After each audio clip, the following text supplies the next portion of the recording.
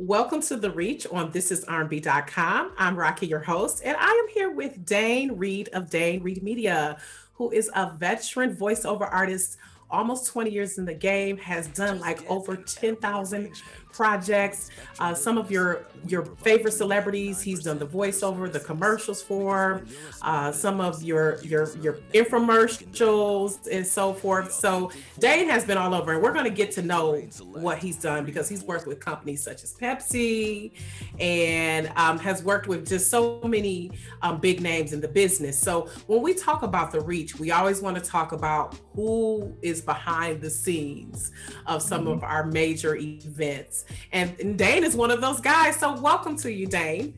Thank you so much. I really appreciate you inviting me on here to get a chance to talk about a career that a lot of people have no idea about. And for a lot of people who do know a little bit about voiceover, they're often misinformed or underinformed. And so, I want to talk a little bit about that. And then, of course, all of the things that I do in the industry. I have a diverse career in voiceover, so I'm excited to talk about it. I love talking about voiceover. It's one of those things. It makes me happy. I love it. So it's obviously your passion and your purpose, Dane. It's obvious. Yeah. And you have a nice voice, by the way. Thank you. I appreciate no cap. No, not trying to flirt or anything, but you have a very nice voice. And no, we just doing an interview, baby. Don't worry. And so that's obviously why companies such as Radio One, iHeartMedia, Walmart, the historic Ebenezer Baptist Church, places, companies like that have worked with you and sought you out. So talk a little bit first about, give us a snapshot right quick. What are some other names that you've worked with? I have to tell you the truth. I have worked with so many names, big and small, that I am absolutely terrible at naming who I worked with. I'm just being honest, right? So I have radio stations that I do radio imaging for. People ask me, so what stations do you do radio imaging for? And I'm like, but there's between 10 and 20 stations that I do work for. And a reason, so East and West Coast? East and West Coast, yeah, absolutely. As a matter of fact, I landed a new station just last week. And once we get off of this call, I got to start working on a package for that. But I've worked for software and soft drinks. I've worked for car companies, tech companies, construction companies. And obviously the thing that I've done the most of is hip hop and R&B radio commercials for events. So those are the things that I produce those commercials for.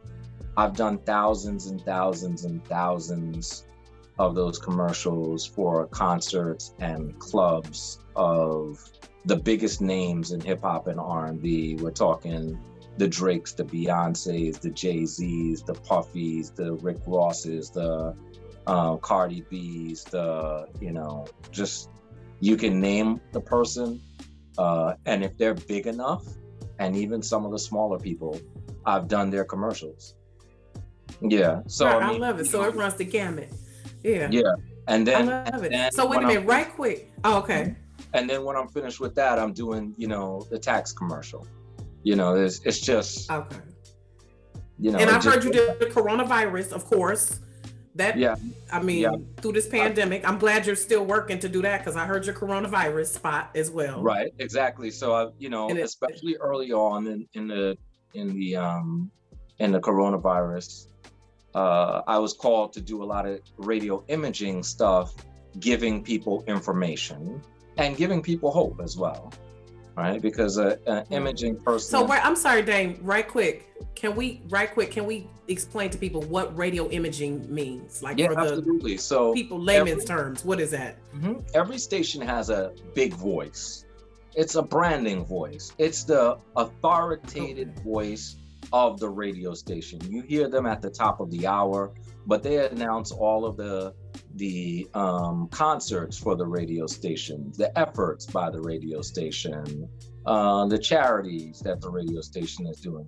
Anything that brands the radio station, you know, it could be 93.3, you know, Atlanta's only hip hop station, you know, that voice is the voice that tells you, that makes it official, right? You know where you are every time you hear that voice, you know where on the dial you are, because that voice only represents that station in your city. You just wanted to get that clear before we got more into it, as because some of these terms I know are like every day to you, but we just want to be clear. So when people hear that voice, like those promos or anything that the station, those I forgot what they're called now, the call letters and all of that. Exactly. All of that is coming from you. From a guy like me. Okay. Right? Okay. I wish I had all of them. Okay. Awesome. So you. Quite a bit. Yeah, I have quite a few stations. I love it. And growing, you know, and they're spread out throughout the country. I've done things as far away, radio imaging wise anyway, as Nigeria, for instance. So I love it. So you're global. I am global. Yeah. There's no point of the day that someone in the world isn't listening to my work.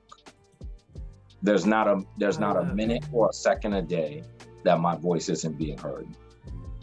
I love it. And you know, and rightfully so, because you've been in the game since 2004, you said? In 2004, yep. So that's almost 20 years pretty much. So give us a snapshot, Dane, how you had to think back like, yeah. Right, like, 2004, that's almost 20 years. Yeah, to talk about 20 years, yeah. But yeah. Because you look 32. You look 32. Thank you. So. I appreciate it. I'm not going to tell you how you've been doing We'll just say you've been doing it since you were 12. Yeah. You were on the bike since you were 12. So tell us how you guys started in the game, Dane, like voiceover, like what led you, because this is like one of those professions, and this is also why I love doing the reach, that a lot of people don't think about it. Like you hear people's voices and you hear the voiceovers, and we go to those webinars and we hear different, you know, the voiceovers on commercials, and we hear these things all throughout the day, as you said. So how did you get into this profession of being a voiceover artist? Because a lot of kids say, I want to be a basketball player, I want to be a doctor, a lawyer. Kids rarely say, did you grow up saying, I want to be a voiceover artist? No, I wanted to be an architect. I wanted to do that. But no, I think yeah, a lot of things are born from necessity. And actually I used to work as an after-school teacher and as a substitute teacher. But I went to school for radio broadcasting and communications. When I finished with school, I decided that I didn't want to do that. I did not want to work for a radio station. I saw how they treated people. I noticed that they weren't really paying them well enough. It was a lot of hard work. It just didn't seem worth it to me. And so I started doing substitute and after school teaching. I did that for 5 years. During that time, I was sitting there thinking, what else could I do? And I wrote a children's audio book called Dane the Procrastinator, because my dad has always been in the book business, right? But I wanted to do an audio book. And I did this audio book, and I was left thinking, I need to do more audio. You know, this is what I went to school for. And I'm listening to these guys on the radio stations. They are radio imaging guys. And I'm imitating them. You know, they're doing the big Hot 107.9 and all of this other stuff. And I'm thinking, I could do that. I can absolutely do that. So I imitate them, and eventually it just rolled in slowly. It was a slow drip of me doing voiceover. I went and got a demo done I shopped the demo around. Nobody was interested. Got an agent, never booked anything with the agent. I did my first voiceover job, 2 commercials, paid me $75 in 2004. That was what I earned the whole year from doing voiceover. Sometimes things don't start off with a bang. And for years and years, I did commercials, but cumulatively, like, it wasn't really doing anything for me. I was pretty much broke till around 2010, 2011. I did something. Yeah, so I knew that I wanted to do these hip hop club commercials because every week these guys are advertising. They needed fresh commercials every week. And I had one client who was advertising every week, but he wasn't really paying me that much. And so I was just like, okay, let me go find some other clients. I knew I couldn't charge as much as the top guy, but I knew my skill set was better than the people at the radio station. And so I shopped my price point someplace in between, got in my car, went to South Carolina, North Carolina, Alabama, Texas, Mississippi, Florida, and Tennessee, and a few other states. And I went around telling them that I was bigger than I was. Yeah, I'm that guy that you're always hearing in Atlanta. So you did a road trip. You did a tour. I did a tour, yeah. You went on tour, okay. I did, yeah. I kept going back and forth for a couple of years, as a matter of fact. Convincing people that I was the best, at doing this, and they believed it because the work that I presented to them was on that level. And so it resulted in me, when you fake it till you make it. So people believed in me. And then they gave me their big Diddy and Rick Ross's and Nicki Minaj stuff and whatever. And so I was able to just present real work now of me doing that stuff to new clients who were like, wow, okay, you got the big name people. Right. I also presented to my clients that I was faster than the biggest guys in the industry because those guys had a turnaround time of days. Mine was hours. And I also got edits back to them within hours as well. And so that was impressive to them. So I'm less expensive, as good, fast, and faster, and more efficient. Sounds like service, right? And so people were more prone to working with me. And so over my 17 years, that spun into thousands of commercials. And then you form a good relationship with the salespeople at the radio station. So then they start to send you stuff. So in appreciation for it, maybe you send them a $50 Target gift card, or you put a little bit of money, Cash App or whatever. It doesn't have to be to break the bank, but they just need to know that you appreciate them. And so they'll recommend a little bit more work for you as well. So it's a combination of a lot of things. And then, I also did voiceover training. And so a lot of people think everyone's got a voice. I can do this. I can do what Dane Reid's doing. Some people have nicer voices than I do. But can you act? Can you deliver that? Okay. Can you deliver that line? Probably not. And so, you're not a voice actor, right? So, there are a lot of good-looking people. There are a lot of good-looking people in the world, right? But we're not all models, right? And we're not all models for the simple reason because we don't know how to work the camera, right? We don't know how to work this end of the camera, right? We're all animated in real life, but that doesn't mean that we're all actors, right? So it's a lot of things. If you're not trained in acting school, if you're not trained to be a model, if you're not trained to be a voiceover talent, then that's not what you are. It reminds me when I was in broadcast media school where it said adding the tone and the texture to the words. When we had to do our promos and Yeah, making sure that inflection is a certain way. Are you evoking a certain emotion? yeah, Things of that nature. So I want to go back a little bit that's exactly because what I did. and that's awesome that you were confident. Hmm. Right. Right. It's awesome that you're confident that you could deliver that because they say fake it till you make it. But and there's a lot of people out here who are faking it now. A lot of Hmm. people.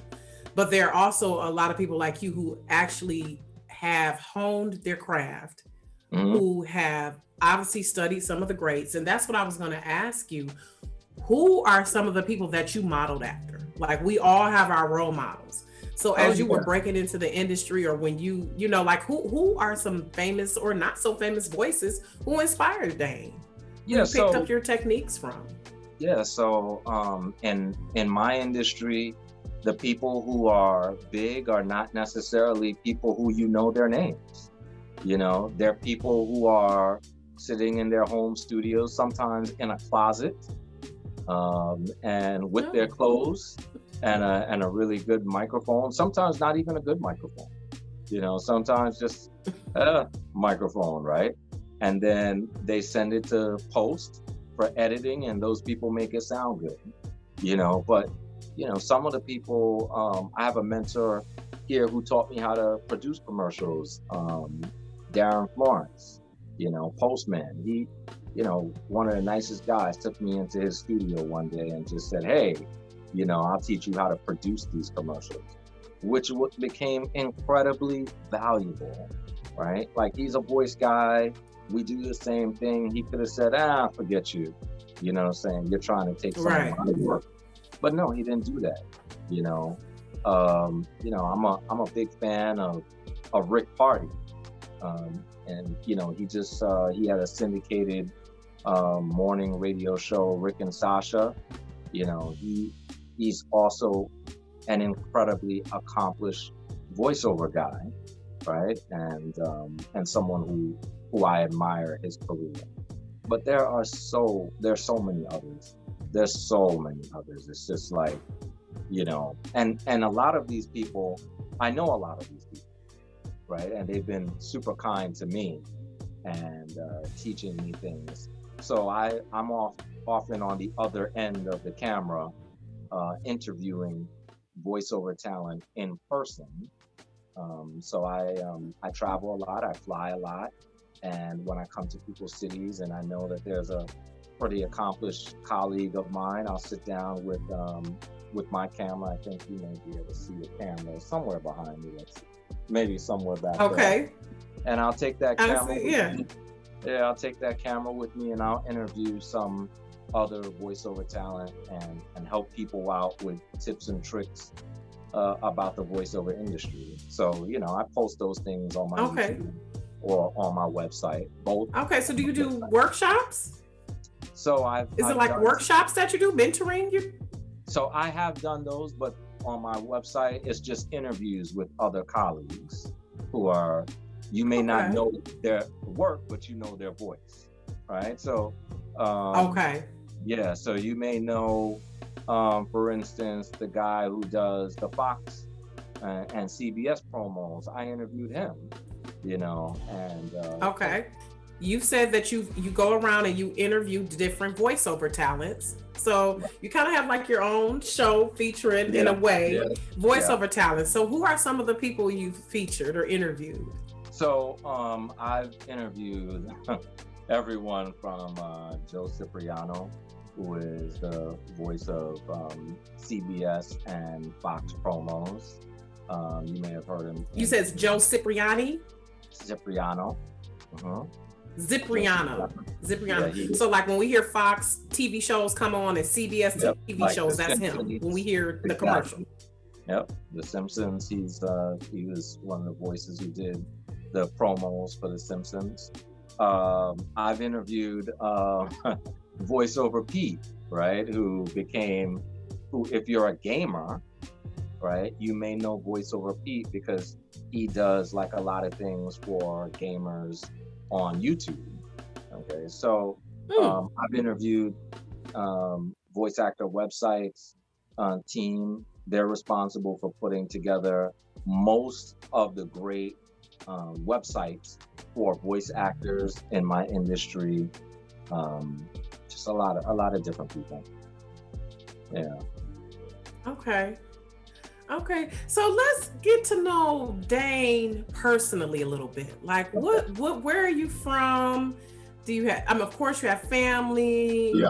Are you married, single, children, things of that? Let's run down the demographics to the fans who might be interested. We'll do a lightning round. How about that? You pose a question and I'll go, yes, no, yes, no. Okay. All right. Okay. So where are you? Let's start with an easy one. Where are you from? So I'm originally from New York. I'm a New Yorker, a proud New Yorker. Okay. Moved down to Atlanta to go to college. And while after college, I did go back and forth to New York because I love New York. I stayed in Atlanta to live, and I've been in Atlanta for 20-something years, actually longer than I lived in New York. But I'm still a New Yorker. I'm also a first-generation Jamaican American too. I love it. Okay, I love Jamaica. Oh my gosh, I love it there. So, any children? No kids. I have an awesome girlfriend. We've been dating for 3 years, and I love it. Yeah, she's incredible, one of a kind. Yeah, not just because she's staring at me. No, she's not. I'm kidding. She's not here. She's not here. I'm just kidding. But, right, no pressure. Right, no pressure. Right. So, okay. So you say you love to do hip hop and R&B. Have you met any artists, any famous people you've have come into contact with? Well, first things first. When you live in Atlanta and you're on the scene, you're gonna meet people. That's just the way that it is, right? Like if you go to the clubs long enough, you're not only gonna run into the same people, but you're gonna run into them over and over. I've run into Ludacris just down the street from my house. I've partied with Usher, and then I've run into Usher in the mall while he was back in the day when he was dating Chili. And actually spoke to him because I was with a friend who knew him.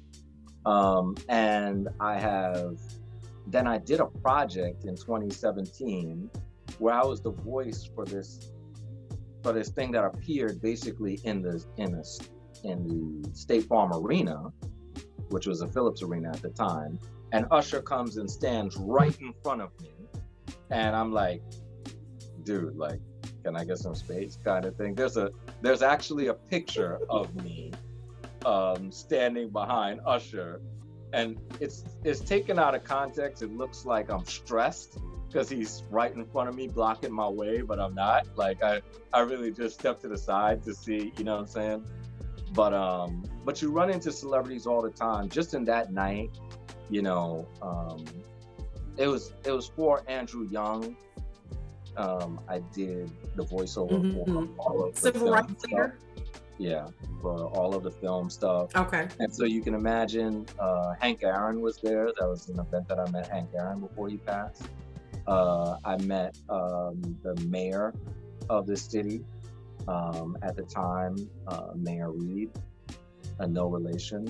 I met Andrew Young and actually got a chance to speak to him as well.